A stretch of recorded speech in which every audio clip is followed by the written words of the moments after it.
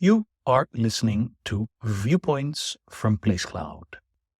Cultural researchers tell stories of places from around the world. For the full multimedia experience and to support the creators you enjoy, visit placecloud.io. Hello. We're standing on Piccadilly, the road that runs from Green Park to Piccadilly Circus, and we're looking at St James's Church, which was designed by Christopher Wren in the late 17th century. I think it first opened in 1684. But the reason we're looking at it is that this is the church where William Blake, the poet, painter, and prophet, was christened on Sunday, the 11th of December, 1757. He'd been born a couple of weeks earlier, on the 28th of November, to parents James and Catherine Blake, who ran a hosiery shop in Soho at 28 Broad Street, which is now on Marshall Street in Soho. And the reason they waited this long before getting him christened is because they didn't want to close up their shop.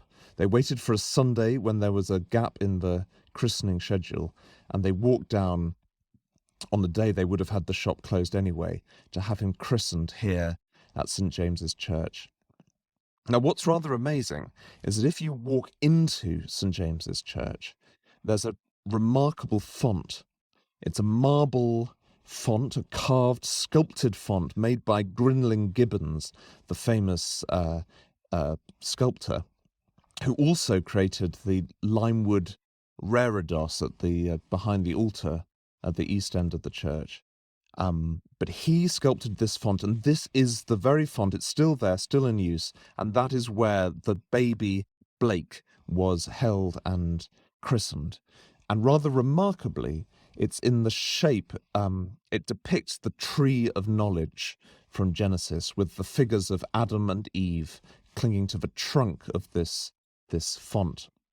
And of course, that story of Genesis and the figures of Adam and Eve would come to be very important to Blake later in his life, and certainly through his artwork.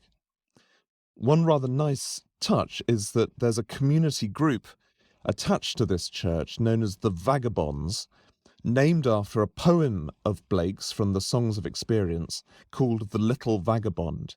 And I thought I'd finish by reading the first couple of stanzas from that poem.